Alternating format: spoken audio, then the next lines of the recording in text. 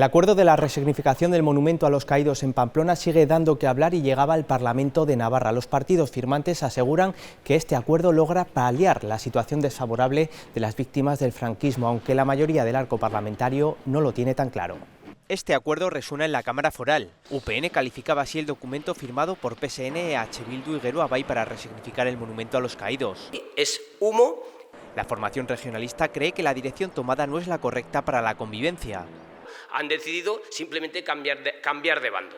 Los socialistas defienden la transformación que dicen abre un nuevo camino para el edificio franquista. Un grito contra el fascismo y en favor y la resignificación y la reparación de las víctimas. EH Bildu también valora el acuerdo alcanzado entre las tres formaciones. Preguntada por la postura discrepante de las asociaciones memorialistas, matizaba. Creo que hay diferentes voces y diferentes opiniones, todas ellas legítimas. Contigo Surekin, que no ha participado en las negociaciones, se desmarcaba de los partidos firmantes. Estamos dentro de nuestra coalición en un proceso de reflexión interno. Sostienen que no tenían conocimiento previo del acuerdo. Grandes claroscuros que sobrevuelan a ese acuerdo. Y UPN ponía el foco en una de las integrantes de las negociaciones. Todavía es mucho más insultante que quien presente, refrende y secunde esta iniciativa sea la portavoz de Sortu, Miren Zabaleta, que ha acogido durante estos años a decenas de personas condenadas por asesinatos. Ahora el legislativo seguirá de cerca los siguientes pasos para realizar los trámites oportunos.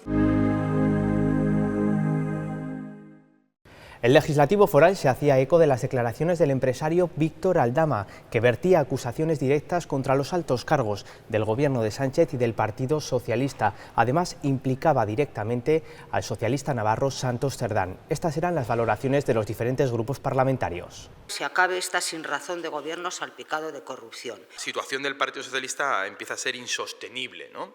Con un Santos Cerdán en el ojo del huracán. Hoy sea un día, como digo, de reflexión, porque si no, serán cómplices. No ha presentado ninguna prueba respecto a lo que está denunciando. Aportar pruebas, tendrán que ser aportadas. Yo pongo la mano en el fuego por Santos Cerdán. Es una persona íntegra. El Partido Socialista lo que hace es ser transparente. Es indecente, es que se le esté sin pruebas lapidando con portadas. Asombroso el silencio de los corderos de todos los socios del gobierno ante la magnitud de estos indicios.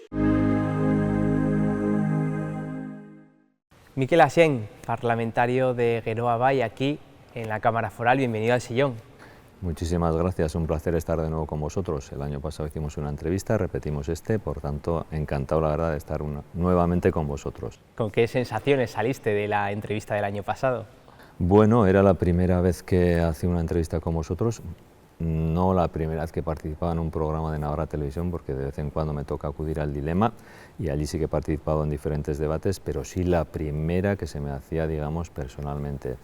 Bueno, yo creo que fue bien, me sentí cómodo, sí que hubo alguna pregunta quizás, sobre todo las de más ámbito personal, que bueno, que quizás te sitúan un poco ahí en una escena un poco más personal y te resultan un poco más difíciles entre comillas, pues porque bueno, rompen un poco con lo que es la dinámica no habitual de preguntas referidas a la actividad política, al Parlamento y tal, sino que se centran ya en cuestiones más personales, ¿no? Pero bueno, bien, cómodo, y yo creo que salió bien, por lo menos desde aquí la vi bien, no sé cómo la veréis vosotros, que es otra valoración que tendríais que hacer. ¿Eres partidario de que se sigan haciendo esas preguntas personales o habría que centrar más al político en su actividad? Hombre, no está de más el conocer un poco de cuestiones personales de cada uno de nosotros o de cada una de nosotras, ¿no? Pero es complicado llegar hasta dónde o saber hasta dónde se puede incidir en la vida, digamos, personal de cada uno, ¿no?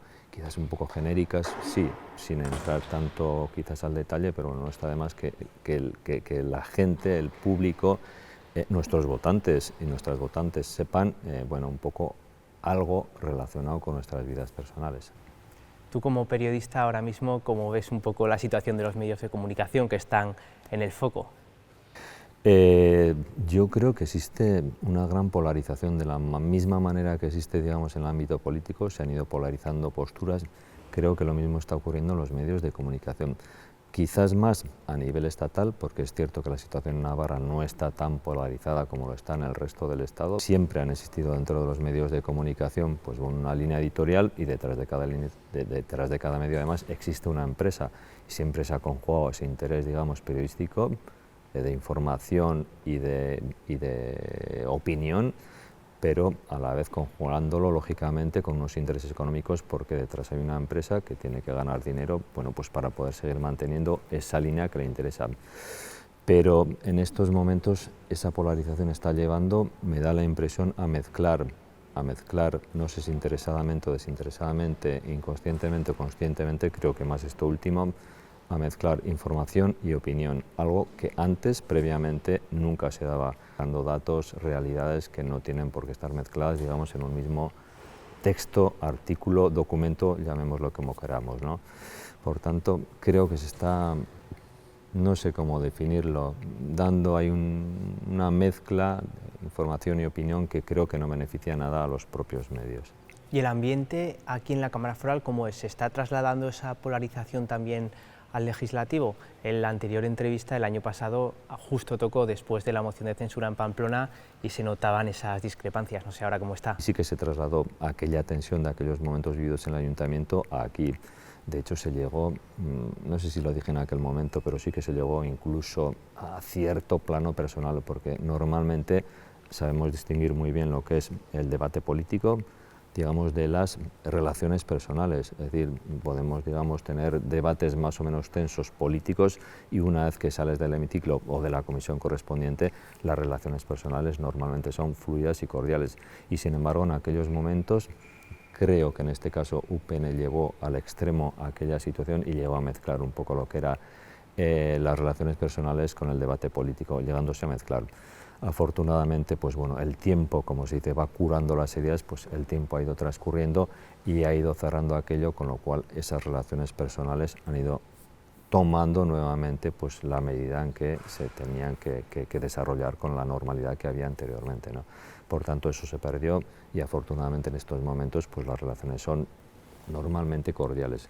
Sí que hay un detonante en esta legislatura que antes no existía en la legislatura anterior, que es la entrada de Vox, que sí que, bueno, pues muchas de sus actuaciones yo creo que es precisamente lo que busca, que se hablen de ellos para bien o para mal, pero ponerse en el centro a base de, bueno, pues discursos fuera de tono, con falta de respeto al resto, en fin, yo creo que eso sí que ha polarizado en cierta medida algunas posturas, pero en el resto en general no existe esa polarización que creo que sí que existe en el Estado, afortunadamente, porque creo que para un debate sereno, para poder acercar posturas, para poder llegar a acuerdos, siempre es mejor una situación de acercamiento, de normalidad, al menos dentro de las diferencias políticas e ideológicas que todos y cada uno de los grupos lógicamente tenemos.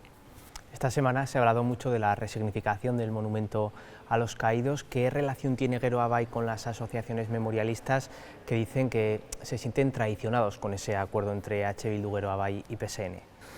Bueno, yo puedo entender e incluso empatizar hasta cierto modo bueno, pues con la reacción que ellos han tenido, pero sí que quiero poner en valor, quiero recordar que precisamente si en algún momento se empieza a hacer política pública en favor de la memoria democrática en esta tierra, en Navarra, es precisamente en el gobierno del 2015, cuando Gero Abay accede al poder, accede al gobierno, y dentro del Departamento de Relaciones Institucionales, dirigido en ese momento por Ana Ollo, se empiezan a hacer políticas públicas en favor de la memoria, para recabar la verdad, justicia y reparación de todas aquellas víctimas represaliadas por el franquismo. Recordemos que en Navarra sin frente de guerra hubo hasta 3.500 víctimas que habían pasado completamente olvidadas 40 años, es decir, desde los momentos de la transición hasta el 2015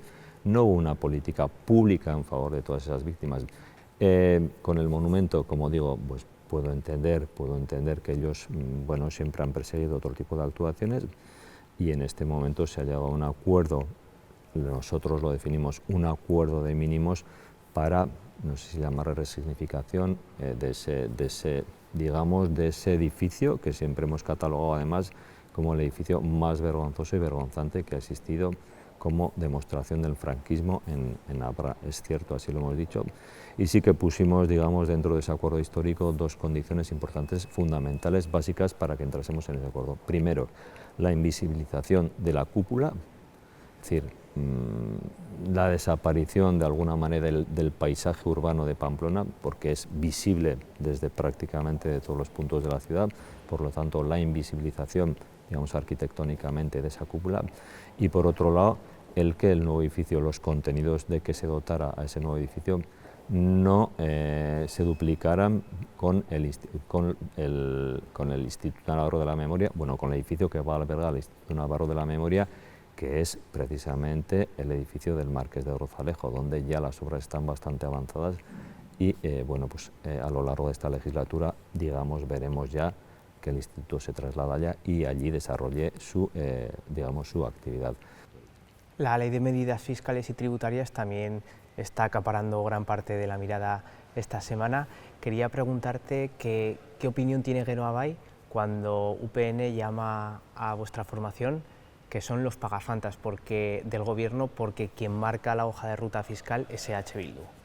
Que nos llamen a nosotros pagafantas cuando ellos están al margen desde hace 10 años de cualquier posibilidad de impulsar ningún tipo de política, ya no solamente fiscal, presupuestaria, de incidir básicamente en los temas más importantes que se gestionan en el Parlamento, pues la verdad es que, en fin, creo que primero es mejor mirarse hacia adentro, hacer autocrítica, saber dónde están ellos para saber dónde estamos nosotros y entonces poder valorar.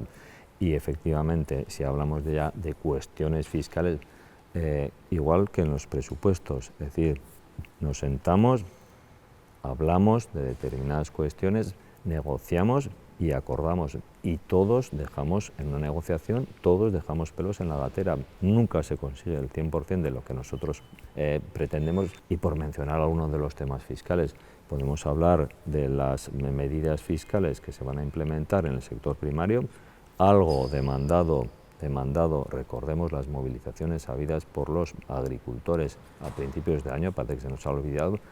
El consejero Ayerdi, el consejero de Desarrollo Rural y Medio Ambiente, inmediatamente se reunió con ellos y tomó buena nota de las medidas que ellos pedían. Algunas de ellas van a implementarse precisamente en el proyecto de ley de medidas tributarias. Algunas de las demandas de los agricultores, no todas lógicamente, pero sí algunas.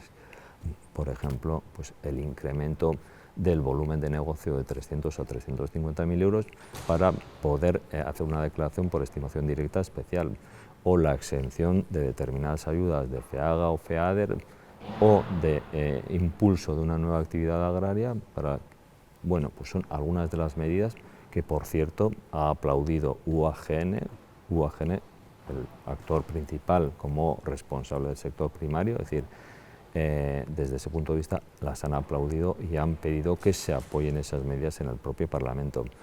O las relacionadas con la transición ecológica, sobre todo referidas a la compra de vehículos eléctricos, porque estamos hablando de una transición del motor de combustión al vehículo eléctrico, estamos hablando de transición ecológica, por tanto, medidas necesarias con el incremento del índice de posible deducción de 32 a 35.000 euros.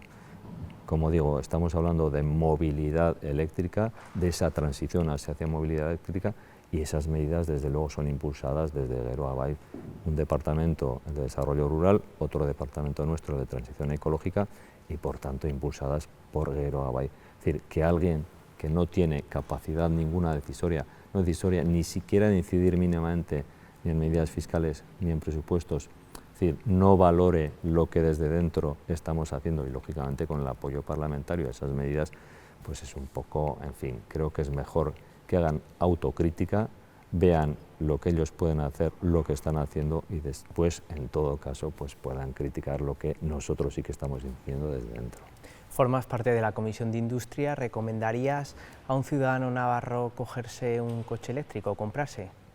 Sí, sin duda. Es iba a decir el futuro, pero casi diría que es el presente. Sabemos que hay muchas dudas, sobre todo por dos cuestiones. Primero, por el precio, porque en estos momentos sí que es cierto que es caro, pero afortunadamente en Navarra hemos implementado esas medidas de las que hablaba anteriormente, medidas fiscales, y por otro lado hemos implementado también o nos hemos servido de utilizar medidas implementadas desde el Estado como el Plan MOVES, que permite ayudas directas, y Navarra ha sido la comunidad autónoma con gran diferencia que mayores recursos ha utilizado de ese Plan MOVES.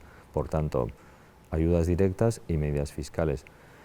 Sí que es cierto, repito, siguen siendo más caros. Esperemos que la propia trayectoria, la propia demanda, la propia reconversión del sector industrial del automóvil vaya hacia una mayor producción y por tanto el precio se vaya abaratando.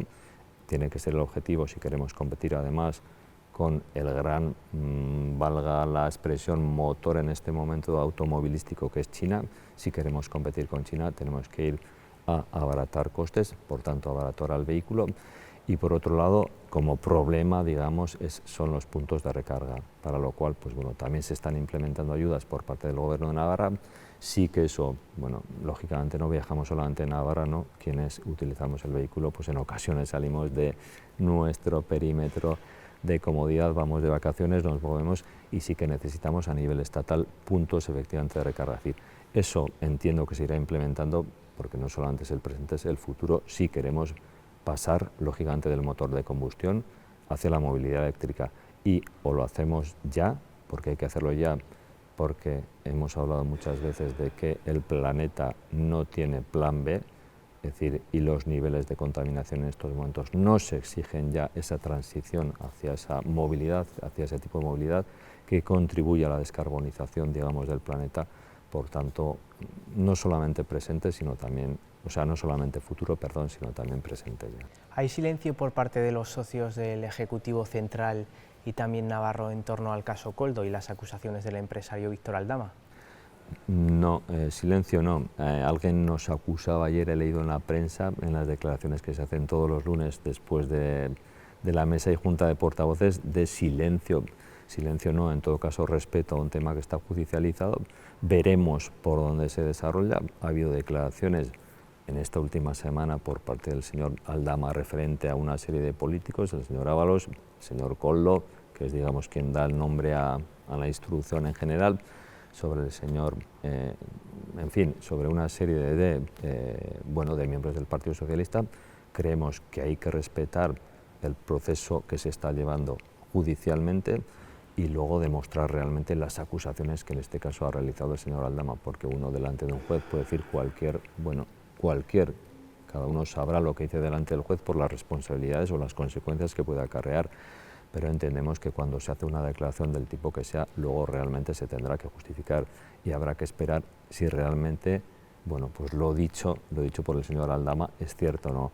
Lo determina el juez con sus actuaciones posteriores y las muestras o en fin, lo que pueda demostrar el señor Aldama referente a esas acusaciones que ha lanzado públicamente, bueno, básicamente ante el juez, pero que han tenido eco mediático.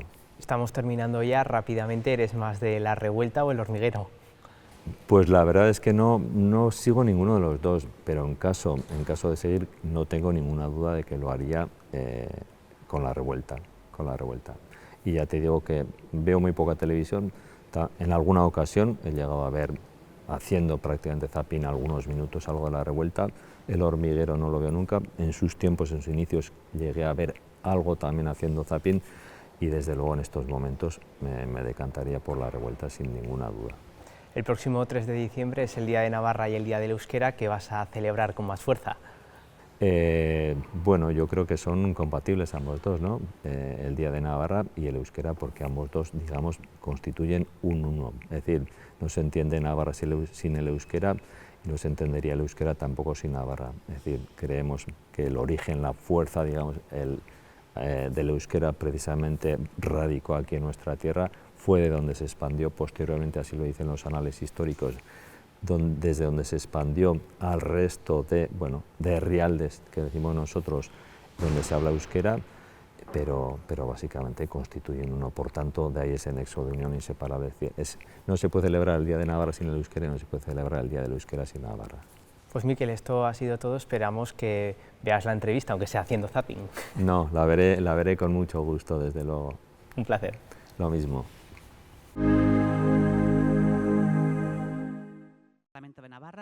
Con un emotivo recuerdo a las víctimas y afectados por la Dana, el Parlamento Foral entrega su mayor reconocimiento al compromiso de los voluntarios. Organizaciones sociales, movimientos ciudadanos, jóvenes activistas, trabajamos para construir una sociedad más justa e igualitaria. Es por ello que desde aquí quiero instarles a todos a que no nos olviden. Faltan muchos meses para los que han podido sobrevivir alcancen el estado de bienestar que tenían antes de la tarde del 29 de octubre. Casi la mitad de la población navarra ha sido alguna vez voluntaria. Detrás de esa solidaridad individual se tejen alianzas con empresas, administraciones públicas y entidades sociales. Se tiene que fortalecer el tejido social, impulsar la solidaridad para generar un impacto positivo en la sociedad. Y eso, amigas y amigos, hace falta dinero. Y aprovechaban la oportunidad para pedir al legislativo que agilice los trámites para actualizar la ley del voluntariado, que entró en vigor en 1998. En las instituciones nos podemos equivocar, pero nunca debemos perder de vista la empatía, la dignidad, el respeto y nuestra finalidad, que no es otra que el bien público. Terminaba un homenaje que se hacía extensivo a todos los navarros que se han desplazado hasta Valencia para ayudar en las labores de limpieza y reconstrucción.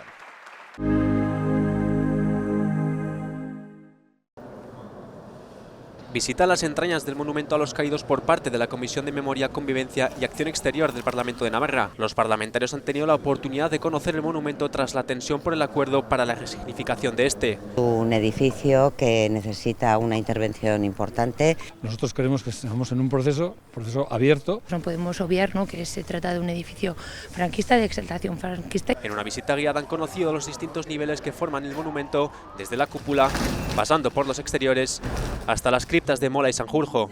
Los partidos firmantes del acuerdo se mantienen en su postura tras una visita que dicen solo reafirma lo establecido en el pacto. Contigo Surekin dice ver cada vez más claro el significado fascista del monumento y la necesidad de su demolición. Esto no es un lugar de la memoria, es evidente, los lugares de memoria son otro tipo de instalaciones. Una cuestión que sigue generando debate y que llegará al Parlamento por medio de las 20 iniciativas registradas por la coalición de izquierdas.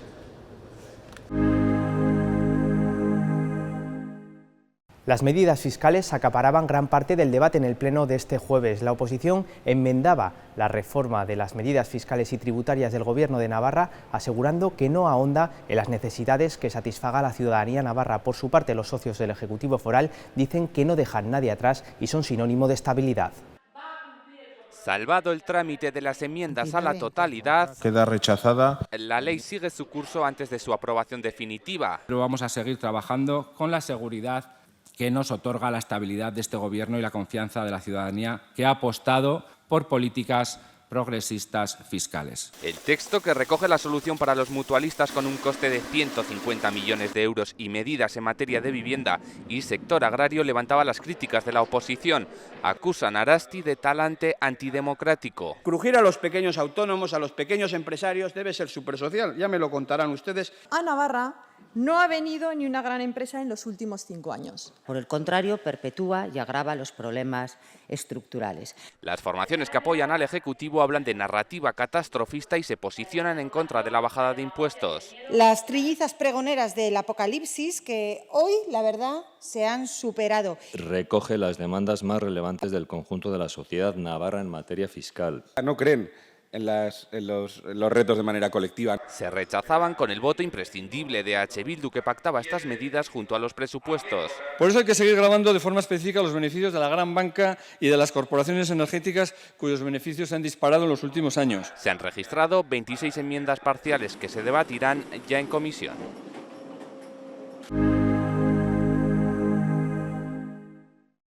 El Parlamento se sumaba al Día de la Eliminación de la Violencia contra las Mujeres y se unía a la concentración convocada a las puertas del Palacio de Navarra. Todos los grupos políticos, a excepción de Vox, votaban a favor de la declaración institucional, aprobada finalmente por un acuerdo de la mesa del Legislativo. La Cámara mostraba su más firme rechazo hacia todas las manifestaciones de violencia machista y su compromiso para erradicar estas conductas que atentan contra la libertad, la dignidad y la vida de las mujeres. El Parlamento expresaba así también su recuerdo hacia todas las víctimas de esta lacra, que este año se ha cobrado 42 vidas.